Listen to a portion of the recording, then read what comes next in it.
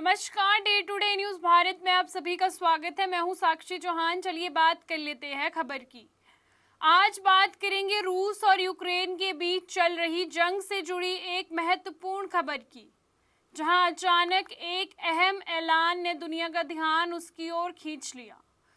रूस के राष्ट्रपति पुतिन ने यूक्रेन के साथ चल रही जंग के बीच 32 घंटे के लिए सीज फायर यानी कि अस्थायी युद्ध विराम का ऐलान किया है। ये सीज फायर खास तौर पर ऑर्थोडॉक्स ईस्टर के मौके पर लागू किया गया।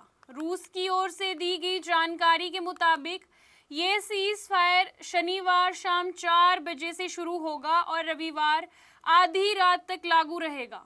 रूस ने इसे एक मानवीय कदम बताया है। ये सीज फायर पूरी तरह बिना शर्त नहीं होगा। रूस ने साफ कहा कि अगर इस दौरान यूक्रेन की ओर से कोई हमला या उकसाव होता है तो रूसी सेना उसका तुरंत जवाब देगी। यानी एक शर्तों के साथ लागू की गई जंगबंदी है। रूस के रक्षा मंत्री की तरफ से फ्रंट लाइन पर मौजूद सभी कमांडर्स को आदेश दिया गया है कि वे इस दौरान हमला रोक दें। सेना के उच्च अधिकारियों को ये सुनिश्चित करने के लिए कहा गया है कि सीज फायर का पालन हो, लेकिन साथ ही सेना को पूरी तरह अलर्ट रहने को भी कहा गया है। यूक्रेन के राष्ट्रपति जेलेंस्की ने इस पर प्रतिक्रिया देते हुए कहा कि यूक्रेन पहले भी कई बार ऐसे युद्ध विराम की मांग कर चुका है।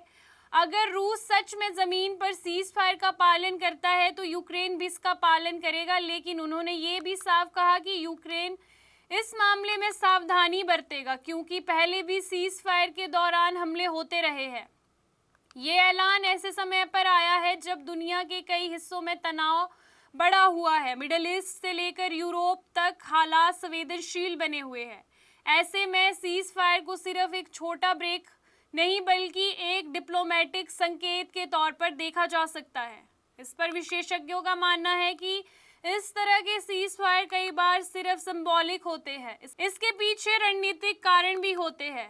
कुछ एक्सपर्ट्स कहते हैं कि ये एक कंट्रोल पॉज हो सकता है, जिससे दोनों देश अपनी सैन्य स्थिति मजबूत कर सकते हैं और आगे की रणनीति बना सकते हैं.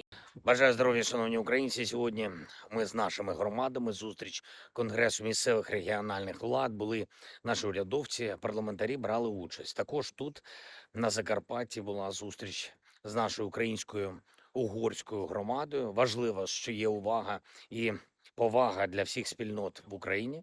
Передусім, я подякував кожній громаді, яка була цією зимою активною та була ефективною. Ми пройшли цю зиму завдяки усім нашим людям, які працюють на нашу державу, на свою громаду, які фахові в енергокомпаніях та в комунальних службах. Я хочу подякувати всім вам. Добре спрацював бізнес, постачання, логістика.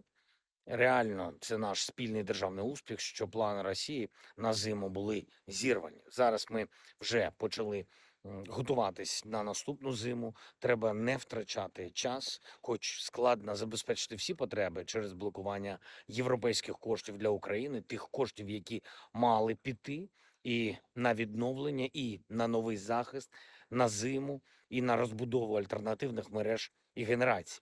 Зараз йдемо на внутрішньому ресурсі, але ми працюємо з партнерами, щоб розблокувати цей ключовий пакет підтримки. Важливо, щоб наші громади теж були активними, говорили партнерам на своєму рівні, громадам-партнерам, чому блокувати підтримку для нас, для України – це суто робота на Росію. Я відзначив сьогодні нашу угорську громаду за те, що допомагає з захисту, за те, що усі наші громади і угорська, зокрема, допомагають переселенцям і релокованому бізнесу. Через війну відбувається фактично перерозподіл економічної активності в країні. Західні регіони нашої держави економічно зростають.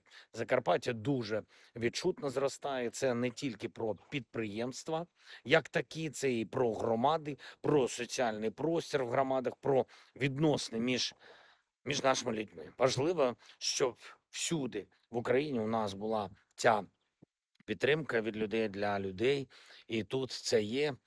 Я хочу подякувати за це. І, звісно, я хочу відзначити усіх керівників наших громад, усіх наших людей, які підтримують прифронтові громади та прикордоння з Росією. Громади йдуть зараз пліч-опліч і в багатьох речах. Дякую за цю системну підтримку. Ще одне. Усі бачимо, як складно стабілізувати ситуацію на Близькому Сході. Так, це правда. Навколо Ірану буде ще багато політичної та дипломатичної активності.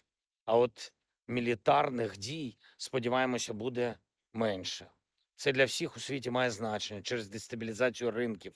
Тепер нафтові ціни зменшуються. Важливо не зламати це. Світ хоче стабільності, народи хочуть безпеки. Була доповідь секретаря РНБО. Він продовжує працювати з країнами поруч з Іраном і буде більше наших безпекових українських домовленостей. Зараз вже підготовлені нові драфти угод. На понеділок я призначив нараду про другу хвилю таких наших домовленостей. Україна свій внесок у безпеку робить, і у відповідь партнери робитимуть свій внесок у посилення України. Дякую. Слава Україні! ये पहली बार नहीं है जब रूस और यूक्रेन के बीच अस्थायी रूप से सीज फायर लागू हुआ है, लेकिन कई बार दोनों पक्षों ने एक दूसरे के नियमों का उल्लंघन भी किया है और इसका आरोप भी लगाया है और जमीन पर लड़ाई पूरी तरह रुकी नहीं है। इसीलिए इस बार भी इसकी सफलता पर सवाल बने हुए हैं। अगर ये सफल रहता है तो आगे शांति वार्ता का रास्ता निकल सकता है, अंतर्राष्ट्रीय स्तर पर तनाव कम हो सकता है, लेकिन अगर इसका उल्लंघन होता है तो हालात और ज्यादा बिगड़ सकते हैं। फिलहाल ये 32 घंटे की जंग बंदी एक छोटा लेकिन अहम कदम माना जा रहा है। अब पूरी दुनिया की नजर इस बात पर है कि क्या आगे दोनों देशों के हालात सुधरते हैं, क्या दोनों देश इसका पालन करेंगे, या ये सिर्फ एक औपचारिक घोषणा बनकर रह जाएगी। रूस यूक्रेन की जंग, ये सीज फायर शांति की ओर एक कदम है, सिर्फ एक रणनीति है। इसका जवाब तो आने वाले समय में ही मिल पाएगा। सपनों का घर देख रहे हो तो सही वीडियो पे आए हो। जी हाँ, अगर आप एक प्राइम लोकेशन पे अपने लिए घर देख रहे हो तो जेनेसिस हाइट और स्क्वायर आपके लिए एक लग्जरियस प्रॉपर्टी लेके आया है। इसमें आपको लग्जरियस फ्लैट, पेंटा हाउस, क्लब हाउस की सुविधाएं देखने को मिलेगी और जो जल्द ही बनकर तैयार हो जाएगी। और इसके साथ ही अगर हम बात करें इसके ग्रीन एरिया की, जो 3 एकड़ में फैला हुआ होगा, इस ग्रीन एरिया में सबसे बड़ी बात यह है कि आप अपने बच्चों के साथ क्वालिटी टाइम स्पेंड कर सकते हो, साथ ही अपने बच्चों को नेचर के साथ भी कनेक्ट कर सकते हो। आपको बता दें कि day to day news Bharat निष्पक्ष तरीके से पत्रकारिता करता है। हमारा कोई भी रिपोर्टर फील्ड में किसी से कोई उपहार या विज्ञापन स्वीकार नहीं करता। हम हमेशा दबे कुचले लोगों की आवाज बनते आए हैं और आगे भी बनेंगे। साथ ही हम लोकतंत्र के चौथे स्तंभ को मजबूत करने की कोशिश करेंगे। अभी के लिए फिलहाल इतना ही। देश दुनिया की तमाम खबरें जानने के लिए day to day news Bharat को देखते रहे। साथ ही हमारे चैनल को लाइक, शेयर और सब्सक्राइब करना ना भूलें। नमस्कार।